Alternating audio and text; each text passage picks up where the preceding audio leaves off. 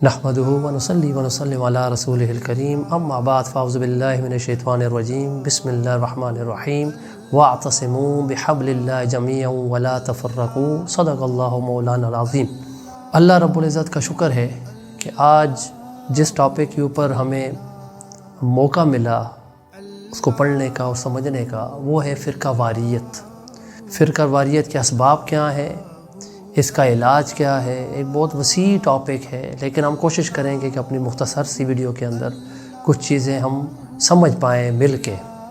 اللہ پاک قرآن پاک کے اندر ارشاد فرماتے ہیں کہ اے ایمان والو، اللہ کی رسی کو مضبوطی سے تھام لو اور آپس میں تفرقہ میں نہ پڑو، ٹکڑے ٹکڑے نہ ہو جاؤ، فرقہ فرقہ نہ ہو، اللہ کی رسی کو مضبوطی سے تھام لو۔ اللہ کی رسی سے مراد کیا ہے، اس میں مفسرین کے مختلف اقوال ہیں۔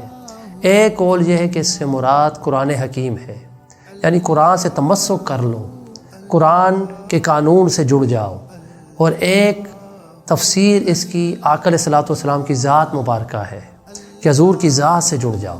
تو مطلب یہ ہے قرآن اور سنت ان دونوں کا دامن تھام لیا جائے تو انسان تفرقہ بازی میں پڑ ہی نہیں سکتا۔ تو دونوں کا دامن تھامنے کے بعد حکم ہوا اب تفرقہ کی تمہارے پاس کوئی گنجائش نہیں رہی، اب تم ایک امت بن گئے ہو۔ اس لیے آقا علیہ الصلوۃ والسلام فرماتے ہیں اور خطبہ حجۃ الوداع کے موقع پر اور کما قال کہ میں تمہارے اندر دو چیزیں چھوڑے جا رہا ہوں، اور جب تک ان کو تھامے رکھو گے کبھی گمراہ نہیں ہوگے، ایک قرآن اور ایک میری سنت۔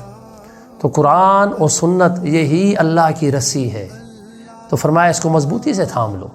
اب ہمارے معاشرے میں ہم دیکھ رہے ہیں کہ یہاں پہ فرقوں کی بہتات ہو گئی اور ایک دوسرے کے اوپر فتووں کی بوچھاڑ ہے، ایک دوسرے کو برداشت اور سننے کے لیے کوئی تیار نہیں۔ بس یہ شومی قسمت رہی اور اس میں بہت زیادہ پھر حصہ ہماری عوام ڈال دیتی ہے، حالانکہ عوام کا نہ یہ میدان ہے نہ عوام کی ضرورت تھی۔ علماء کا میدان تھا، وہ بے شک اس میں مناظرے کرتے پھریں، وہ ان کا استحقاق ہے، لیکن عوام کا کام تھا آپس میں جڑے رہنا۔ یہ ذمہ داری تھی علماء کی بھی کہ عوام کو جوڑے رکھتے۔ مسلک کا ہونا عیب نہیں ہے، مسلک تھے اور موجود رہتے ہیں، مسلک کوئی اس کو ناجائز نہیں کہتا، لیکن مسلک جب فرقہ بن جائے تو وہ قابل مذمت ہے۔ تو مسلک بنتا کیسے ہے فرقہ؟ اس کے لیے سمپل سا فارمولہ یہ ہے، سادہ سمجھنے کے لیے، کہ جب آپ اپنے آپ ہی کو صحیح سمجھیں اور دوسرے کو غلط کہہ دیں، پھر آپ مسلک سے ہٹ کے فرقہ میں بدل گئے، یعنی دوسروں کی بات برداشت کرنے کے آپ کے اندر حوصلہ ہی نہیں رہا، دوسرے کی کتاب پڑھنا آپ نہیں چاہتے، دوسرے کی صحیح بات آپ ماننے کے لیے تیار نہیں ہوتے، آپ کو فقط یہ پتہ فلانے مسلک کا ہے، آپ نے اس کی کتاب کو ہاتھ نہیں لگانا، آپ نے اس کی تحریر کو نہیں پڑھنا۔ یہ رویہ انسان کو فرقہ پرستی کی طرف لے جاتا ہے، اور یہی وہ سٹیج ہے جس میں قرآن کہتا ہے کہ جب تم ٹکڑوں میں بٹو گے، تفرقہ بازی میں پڑو گے، تمہاری ہوا اکھڑ جائے گی، پھر تم کمزور پڑ جاؤ گے، پھر آپس میں جھگڑے تمہیں کمزور کر دیں گے۔ تمہارے اندر اتفاق اور اتحاد جو آقا علیہ الصلوۃ والسلام نے پیدا کیا تھا، جو آقا علیہ الصلوۃ والسلام کی ذات کی وجہ سے لوگ جڑے تھے، اسی ذات کی وجہ سے معاذ اللہ استغفر اللہ ہم آپس میں لڑتے پھرتے ہیں۔ جو ذات اتحاد کے لیے آئی تھی، جو ذات محبت کے لیے تھی، جو ذات جوڑنے کے لیے تھی، ہم نے معاذ اللہ آپ ہی کی ذات کو توڑنے کا سبب بنا لیا۔ اندازہ کریں، یہ ہے ہمارا حال۔ یہ آقا علیہ الصلوۃ والسلام کو کیا چہرہ دکھائیں گے کہ یا رسول اللہ آپ کے کہنے پہ ہم نے یا آپ کی ذات پہ ہم نے تفرقے بنا لیے؟ استغفر اللہ العظیم۔ تو ضرورت اس امر کی ہے کہ مسلک اپنا رکھیں لیکن تفرقے میں نہ بنے، دوسروں کو برداشت کرنے کی حوصلہ رکھیں اپنے اندر، سنیں۔ علمی اختلاف ہر دور میں رہا، ہر دور میں، ایون آقا علیہ الصلوۃ والسلام کے دور میں صحابہ کے اندر علمی اختلاف رہا۔ اب میں آپ کو ایک مثال دے دیتا ہوں، رؤیت باری تعالیٰ، اللہ تعالیٰ کو دیکھنے سے متعلق صحابہ کے درمیان آپس میں اختلاف ہے، علمی اختلاف ہے، اور اکابر صحابہ کے ہاں، اما عائشہ صدیقہ رضی اللہ عنہ اور حضرت عبداللہ ابن عباس رضی اللہ عنہ، دونوں کے درمیان، دونوں اکابر صحابہ ہیں، اکابر صحابیہ اور صحابہ ہیں، ان کے درمیان کہ آقا علیہ الصلوۃ والسلام نے اللہ کو دیکھا کہ نہیں دیکھا، ایک بڑا علمی اختلاف ہے، لیکن کبھی جھگڑا نہیں ہوا، آپس میں احترام بھی رہا، لیکن اپنا علمی اختلاف اپنی دلائل کے اوپر وہ قائم رہے، آپس میں فتویٰ بازی نہیں کی، جو آج کے دور کا ایک عجیب کلچر بن گیا ہوا ہے، ایک عجیب کلچر ہے۔ آقا علیہ الصلوۃ والسلام کی ایک روایت ہے، وہ کما قال کہ میری امت کا اختلاف رحمت ہے، اختلاف کو رحمت کہا، مخالفت کو نہیں۔ ہم نے اختلاف کو مخالفت میں بدلا، ہم نے یہ ظلم کیا، ہم نے یہ ظلم کیا، ہم نے مسلک کو فرقہ میں بدلا، ہم نے یہ ظلم کیا۔ وہ علمی اختلاف ہم مخالفت میں فتویٰ بازی میں لے گئے۔ اب آئمہ کی اگر میں آپ کو یہ چاروں مذاہب کس کے اوپر اختلاف ہی علمی، کوئی رفع یدین کرتا ہے، کوئی نہیں کرتا، کوئی ہاتھ سینے کے اوپر باندھ رہا ہے، کوئی نیچے باندھ رہا ہے، علمی اختلاف ہے۔ کوئی سورہ فاتحہ امام کے پیچھے خلف الامام، قرات فاتحہ خلف الامام کوئی کرتا ہے، کوئی نہیں کرتا، کوئی ہاتھ چھوڑ کے نماز پڑھ رہا ہے۔ یہ سب کچھ کیا تھا؟ علمی اختلاف تھا، لیکن کبھی ہم نے یہ نہیں دیکھا کہ ایک دوسرے کے اوپر کفر کے فتوے لگے ہوں، اتنے بڑے اختلافات کے باوجود۔ اور اس کے اوپر ایک بڑی پیاری مثال امام شافعی رحمہ اللہ تعالیٰ کی، روایت کے اندر آتا ہے کہ آپ ایک دفعہ بغداد تشریف لے گئے، حضرت امام اعظم رحمہ اللہ تعالیٰ کے وصال کے بعد اب وہاں گئے، آپ نے وہاں پہ نماز پڑھی تو رفع یدین نہیں کیا، ایک روایت ہے سورہ فاتحہ نہیں پڑھی امام کے پیچھے، رفع یدین بھی نہیں کیا، تو آپ کے شاگرد بڑے حیران ہوئے، وہ سمجھے کہ آپ نے اپنا فتویٰ بدل دیا، آپ نے اپنے فتوے سے رجوع کر لیا۔ تو ان شاگردوں نے کہا حضرت یہ کیا ماجرا ہوا، کیا آپ نے اپنے فتوے سے رجوع کر لیا؟ کیا اب ہم رفع یدین نہ کیا کریں یا امام کے پیچھے سورہ فاتحہ اب نہ پڑھا کریں؟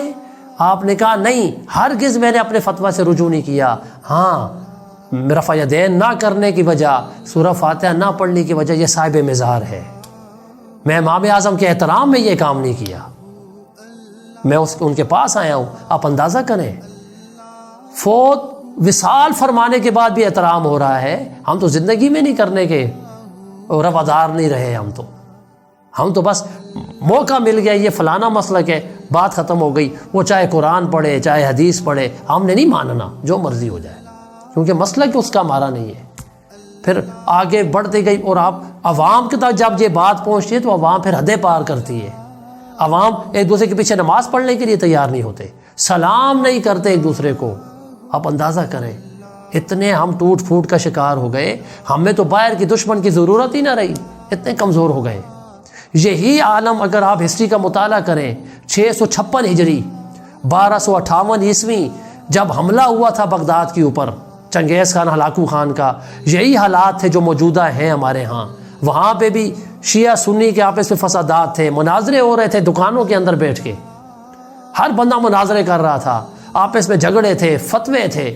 اس نے حملہ کیا، اس نے نہ شیعہ دیکھا نہ سنی دیکھا، اس نے کہا مسلمان ہے، مار دو سب کو۔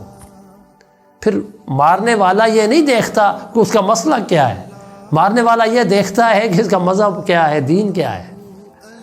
ہم عجیب کمزوری میں پڑ گئے، اگر ہم ایک ہوتے کسی کو جرت نہیں تھی ہمارے اوپر ہاتھ اٹھانے کی، ہم تفرقہ ہو گئے، ٹکڑے ٹکڑے ہو گئے۔ اس لیے تو قرآن کی جو بات ہمارے اوپر صادق آ رہی ہے کہ تم جب آپس میں تفرقہ کرو گے تو تمہاری ہوا اکھڑ جائے گی، تم جم کے نہیں کھڑے ہو سکو گے۔